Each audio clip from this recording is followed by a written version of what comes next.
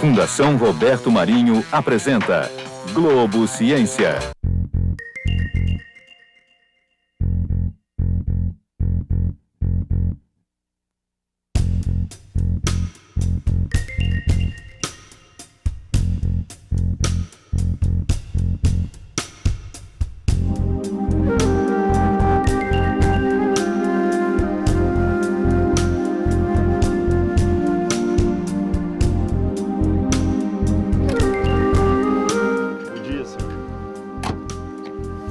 Pode me levar para Copacabana, por favor? O senhor esqueceu de ligar o taxímetro. Quando compramos meia dúzia de pães, olhamos as horas ou pegamos um táxi como esse aqui, podemos observar o resultado de uma atividade bem mais corriqueira do que parece. A atividade de medir. Na padaria, a medida é o peso do pãozinho. No caso do relógio, estamos conferindo a medição do tempo. E o taxímetro? O taxímetro mede a distância percorrida e calcula o valor da viagem. Você já parou para pensar quantas medições a gente faz no nosso dia a dia? O Globo Ciência de hoje investiga a ciência que está por trás dos pesos e medidas. E, é claro, convido você a embarcar nessa aventura com a gente.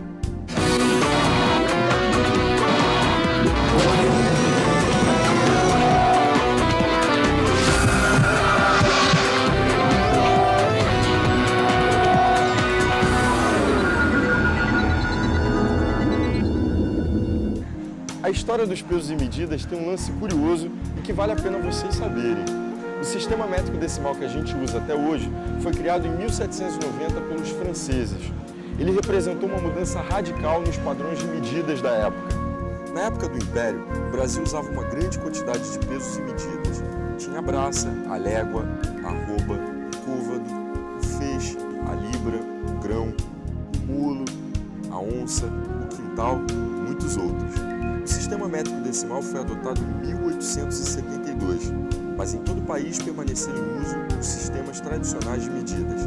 A implantação no Brasil, gente, gerou uma revolta que entrou para a história. Ficou conhecida como a revolta do quebra-quilos. Gente, imaginem a loucura. A revolta do quebra-quilos começou com os feirantes na Paraíba em 1874. Eles tinham que comprar ou alugar balanças, pesos e vasilhas de medidas nas câmaras municipais e associaram essa determinação do governo como mais uma cobrança de impostos. Havia até um imposto do chão. Se alguém colocasse algum produto no chão da feira para descansar, tinha que pagar imposto. Os feirantes revoltosos invadiram as câmaras e destruíram as medidas. A revolta do quebra-quilos se estendeu pelo Nordeste e só foi contida meses depois por uma ação enérgica dos governos do Império e das províncias. Hoje a atividade de medir é peça fundamental no nosso dia a dia. A ciência que trata das medições é a metrologia. E para saber um pouco mais sobre ela, nós viemos visitar o Instituto Nacional de Metrologia, Normalização e Qualidade Industrial. Inmetro.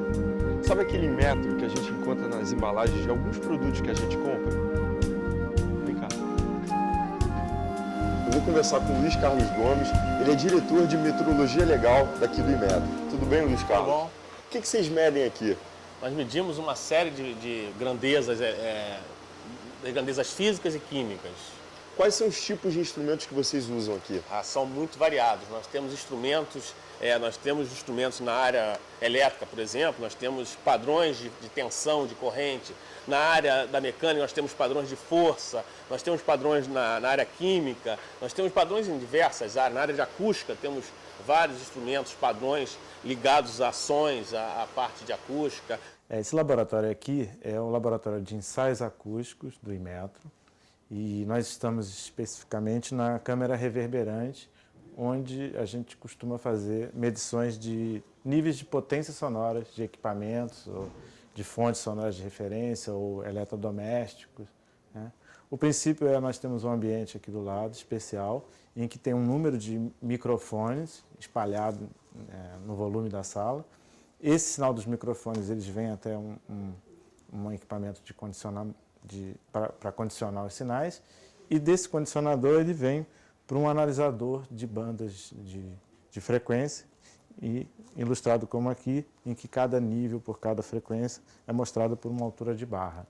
E nesse ambiente a gente mede o poder de exercer ruído dos equipamentos, né, como compressores, eletrodomésticos, etc., ou equipamentos, qualquer outro tipo de dispositivo, como o que nós temos aqui para mostrar. Esse, por exemplo, foi o espectro de pressão sonora captado por um microfone dentro dessa sala de uma corneta, né, de um brinquedo. É um princípio semelhante ao utilizado para medir a potência sonora de eletrodomésticos, como, por exemplo, um liquidificador, né, e ele ser informado, como atualmente pelo programa Selo Ruído, ele ser informado ao consumidor, de tal forma que o consumidor ele pode comparar diferentes modelos de liquidificador, e se ele estiver em busca de um liquidificador mais silencioso, ele vai poder optar por isso. Balança, por exemplo, Balança, de supermercado, então, de quitanda, como é que vocês aferem uma balança? Então, balança tem duas linhas aí. Na metrologia científica, nós estamos preocupados em nós temos aqui o padrão, o quilograma padrão está aqui no Inmetro, do quilograma padrão brasileiro. Tá? Então nós temos um laboratório que cuida desse padrão, que, digamos assim, garante que a medição de massa, que a balança mede massa, mede que peso. 1 quilo é 1 quilo. 1 quilo é 1 quilo e os submúltiplos e os múltiplos de 1 quilo, né? Garante que isso está corretamente. A metrologia legal vai à rua, né? A verificar se a venda de um produto que é baseado numa balança está correta. Quer dizer, vai fiscalizar o comerciante para ver se a balança dele está medindo corretamente. Isso na venda de um produto, na venda de padaria, açougue, ou mesmo de um restaurante de comida aquilo, tudo isso é controlado através da metrologia legal. É uma balança aplicada na metrologia legal. Luiz, você falou em metrologia científica. Isso. O que é isso? Então, a metrologia científica é aquela metrologia que está preocupada em estabelecer os padrões os padrões das grandezas que vão ser referência para as unidades de medida de uma maneira geral. Então aqui nós temos padrões. Por exemplo, o metro padrão. Eu posso definir quanto mede um metro através de um padrão de medida, onde eu vou definir que o metro mede aquele valor exato. E isso vale para outras grandezas também. Você falou também metrologia legal. Define isso para a gente. Então, metrologia legal já é aquela metrologia, utiliza a metrologia científica como referência, né? Porém, ela está preocupada com medições que vão garantir justas relações de troca. Ou seja, quando um comerciante vende algum produto baseado numa medição, por exemplo, para que o consumidor seja protegido, o Estado, e no caso o Inmetro representa o Estado, controlando esta medição, para que a quantidade vendida seja aquela exata declarada. Então, garante essa relação de troca entre o fornecedor e o consumidor. Hoje se fala muito em nanotecnologia. Sim. Você já tem pesquisa sobre esse assunto? Sim, temos pesquisa na área de nanotecnologia, que é a chamada nanometrologia, né? Quer dizer, é o trabalho da metrologia aplicado à área da nanotecnologia, de coisas muito, muito pequenas, né? Temos várias pesquisas nessa área, algumas uma área recente nossa, mas que tem evoluído muito grande, e a gente está estudando, por exemplo, na área de materiais, a qualidade, por exemplo, de prótese dentária, quer dizer, o quanto que uma prótese dentária pode resistir a um esforço, né? E isso você estuda a composição do material utilizado ali, você entra na questão realmente do átomo. Tudo que é vendido no Brasil passa por aqui? Não, tudo que é vendido não tem que passar por aqui. Tudo que é vendido através de uma medição tem que passar por aqui. O que é nacional, o que é importado, o que é exportado, isso, tudo? Não importa se é nacional ou se é importado. Se para vender você precisa medir, tem que passar pelo controle de metrologia legal, que é uma atribuição do Inmetro. Obrigado pela entrevista. Muito obrigado. Eu vou fazer uma experiência bem bacana. O Elton, que está aqui comigo, ele vai me ajudar. Aqui a gente tem uma folha de papel em branco, um pedacinho de folha. Pesa ali, por favor, Elton, esse pedaço de folha.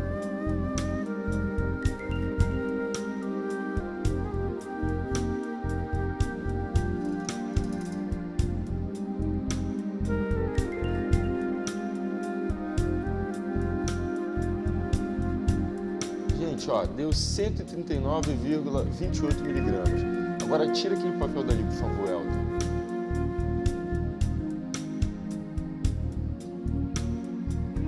Agora que tá o lance. Eu vou escrever nessa folha de papel Globo Ciência.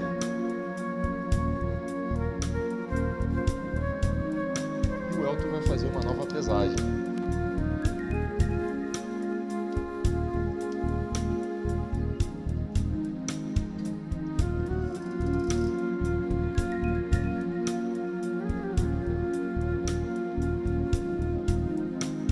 Ou seja, 139,99, quase 140 miligramas. Vocês viram o que uma tinta, um pedacinho de papel faz? O peso aumentou. Já que estamos falando sobre pesos e medidas, uma curiosidade. Você sabe qual é a diferença entre peso e massa? A melhor maneira de aprender é experimentar. E é o que eu vou fazer agora. Vem cá. Aqui na nave escola do Planetário do Rio, a gente pode descobrir que o nosso peso seria bem diferente em outros planetas. Dá só uma olhada. Eu vou começar por Mercúrio. Em Mercúrio, eu pesaria 26 quilos. Vamos ver em Vênus. Em Vênus, eu pesaria 62,5 quilos. Na Terra, eu peso aproximadamente 69 quilos. No nosso satélite, a Lua, eu pesaria 11,68. Dá mais ou menos 1/6 do que eu peso na Terra. Em Marte eu pesaria 26 quilos. Por que será que o meu peso variou de um planeta para o outro, hein? Já sei, vou tirar minhas dúvidas, sabe com quem? Com um astrônomo. O nome dele é Bruno Mendonça. Tudo bem, Bruno? Tudo bom, Alexandre? Prazer. Todo meu. Por que meu peso variou de um planeta para o outro? Bom, o peso, ele varia, ele está relacionado com a quantidade de matéria em cada um desses planetas. Quantidade de matéria a gente conhece bem como massa, né? Massa e quantidade de matéria são a mesma coisa. Então, a quantidade de matéria de cada um desses planetas é diferente e, por isso, o peso em cada um deles é diferente. O peso a gente calcula de acordo com a aceleração da gravidade que essa quantidade de matéria, que essa massa de cada um dos planetas acaba causando. O peso é uma força, e essa força está relacionada com a massa e a aceleração da gravidade de cada um desses planetas. Então, o peso varia, a massa permanece constante. Já que a gente está falando de planeta, Bruno, eu vou perguntar para você, vocês já pararam para pensar como é que os astrônomos conseguem medir com precisão a posição dos astros? É um ramo chamado astrometria. O que é isso?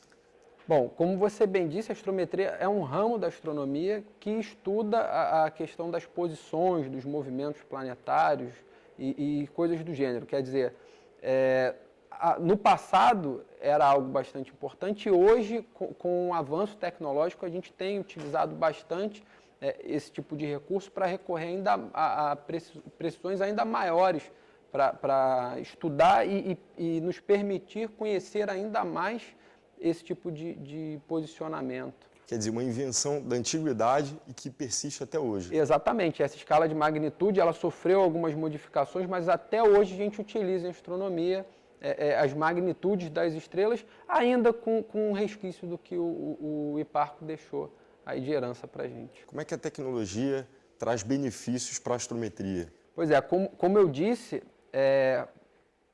a tecnologia ela é a nossa principal parceira, né? A gente tem cada vez mais equipamentos, instrumentos que nos permitem estudar ainda mais e aprimorar ainda mais os nossos trabalhos.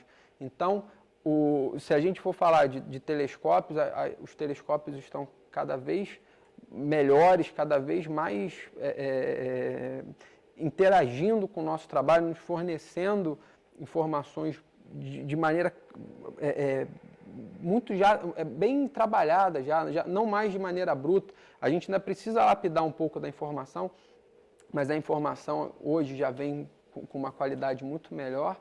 E existe também a questão da conquista espacial, né?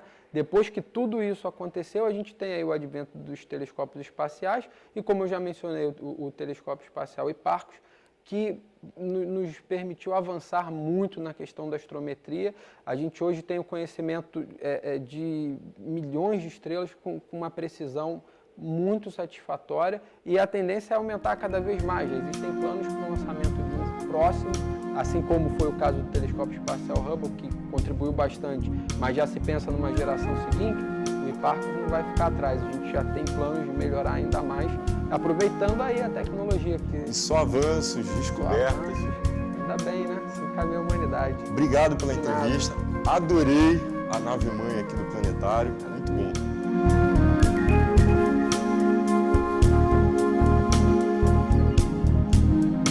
A gente vai para um rápido intervalo, mas antes disso eu vou te propor um desafio matemático. Quero ver se você é bom, hein? Pensa aí. Você sabe como é que a gente pode medir a espessura de uma folha de papel utilizando régua comum? Olha só, eu falei em espessura, eu não falei em largura e comprimento, porque senão seria muito fácil, né? Pensa um pouquinho, porque a resposta vem depois do intervalo. É rapidinho, ó.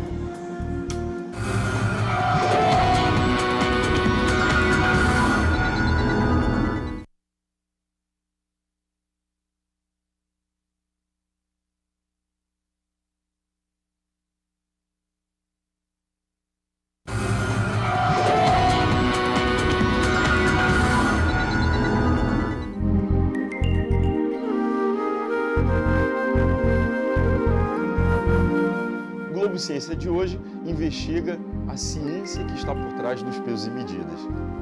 Quero ver se você descobriu como é que se mede a espessura de uma folha de papel utilizando apenas uma régua comum. É muito simples. Eu tenho uma resma aqui contendo 500 folhas de papel. Eu vou medir a espessura da resma. 5 centímetros. Simples. Agora a gente vai utilizar uma coisa em matemática chamada regra de 3.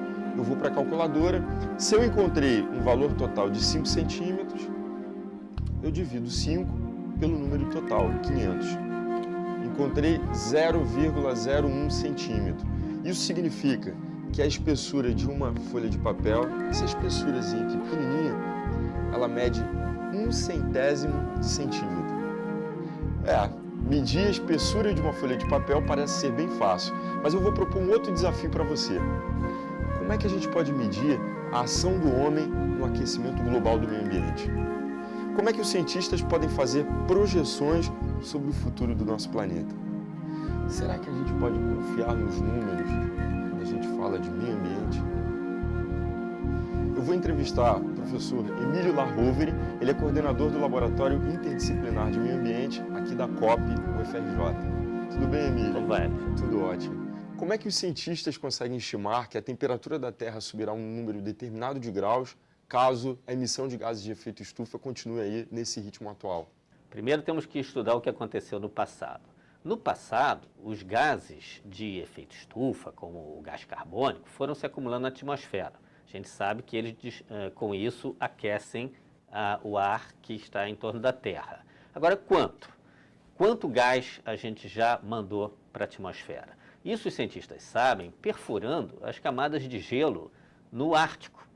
Quando a gente perfura as camadas de gelo no Ártico, a gente pega amostras de gelo e verifica na camada superficial do gelo, no momento que a água se congela, ela captura, né, é como se fosse uma armadilha, uma pequena bolinha microscópica de ar.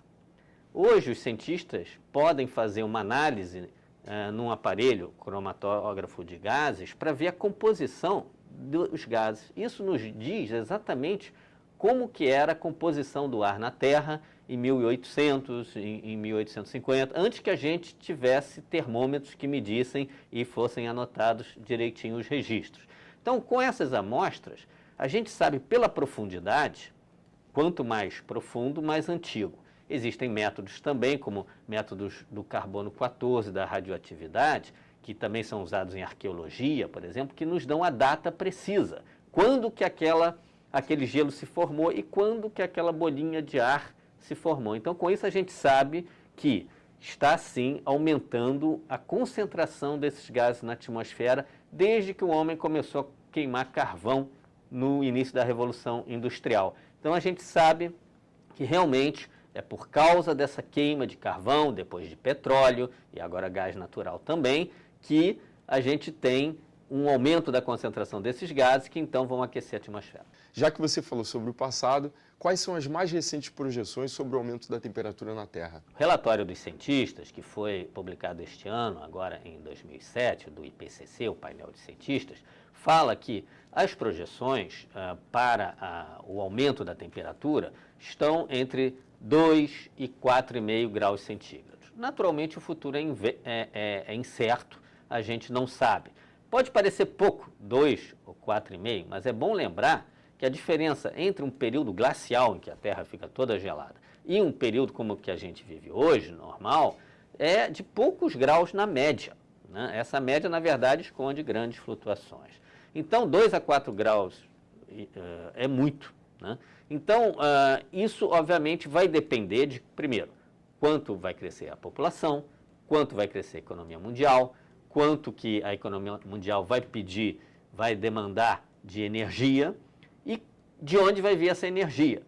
Se vai continuar vindo do petróleo ou se a gente vai conseguir fontes renováveis de energia que não causam a emissão desses gases. Não há nenhum catastrofismo, não há nenhuma fatalidade, depende de nós o futuro. Então poderemos trabalhar para que se chegue a um aumento de temperatura aí próximo a 2 graus. Menos do que 2 graus realmente não é muito factível por causa do passado, do que aconteceu já de emissões até agora, que indicam que o aumento da temperatura, algum aumento da temperatura vai ocorrer e a gente vai ter que aprender a se adaptar a ele. Uma curiosidade, quando se fala em efeito estufa, a gente sempre associa ao CO2, dióxido de carbono. Como é que se calcula a quantidade de dióxido de carbono, por exemplo, proveniente de combustíveis num país? A gente faz um inventário de emissão de gases. A gente vê, primeiro, quanto que foi consumido de petróleo, quanto foi consumido de gás natural e quanto foi consumido de carvão mineral por ano. Isso nós temos estatísticas, são combustíveis que são vendidos, as companhias têm uma contabilidade. Isso é reunido no chamado Balanço Energético Nacional. Então a gente tem, como se fosse um balanço contábil de uma empresa, quanta energia o país consumiu por ano. Cada tonelada de petróleo vai dar origem a uma certa quantidade de gás carbônico, CO2. Isso porque quando a gente queima um combustível, o que tem nessa molécula? Tem carbono, C, e H, hidrogênio. São hidrocarbonetos, né? Todos os três, petróleo, gás e carvão. A queima é o aquecimento na presença do ar, né? Se não tivesse ar, não teria queima. O que tem no ar? Oxigênio. Então, o carbono do combustível reage com o oxigênio do ar e forma CO2. Então, a gente tem, por reações químicas, cálculos químicos, a gente tem um fator de emissão. A gente sabe que toda vez que a gente queima 1 tonelada de petróleo, vai produzir CO2 e a gente sabe a quantidade. Inclusive, quando a gente queima 1 tonelada de carvão e gera energia a partir do carvão, a mesma energia que o carvão dá vai gerar mais CO2. O carvão é o que tem mais carbono e aí gera mais CO2. O gás natural é o que gera menos. Então, todos os três combustíveis fósseis geram gás carbônico, são, portanto, causadores do aumento do efeito estufa, mas o carvão tem um poder de aquecimento, né, maior, o petróleo intermediário e o gás menor. E por falar em cálculos, o que a gente produz, o que a gente libera de gás carbônico para a atmosfera? Também é possível calcular o nosso orçamento, né, de carbono, quanto a gente emite. Nos transportes, que tipo de transporte a gente usa, quanto a gente anda, né, no consumo em casa, os eletrodomésticos, o gás de cozinha, né, e todos os produtos que a gente compra também têm embutido um conteúdo de carbono. Então é possível fazer o cálculo? Certamente, existem planilhas, programas que, com os fatores de emissão, a gente sabe a quantidade de combustíveis que a gente consome e daí a gente sabe também quanto que a gente está contribuindo para o aquecimento global. É isso aí, então. Obrigado pela entrevista. Obrigado a você.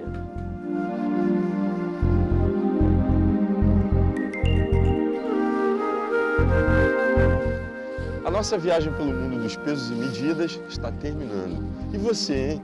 Não tente nem medir o que você aprendeu no Globo Ciência de hoje. A verdade é que tem coisas que não podem ser calculadas.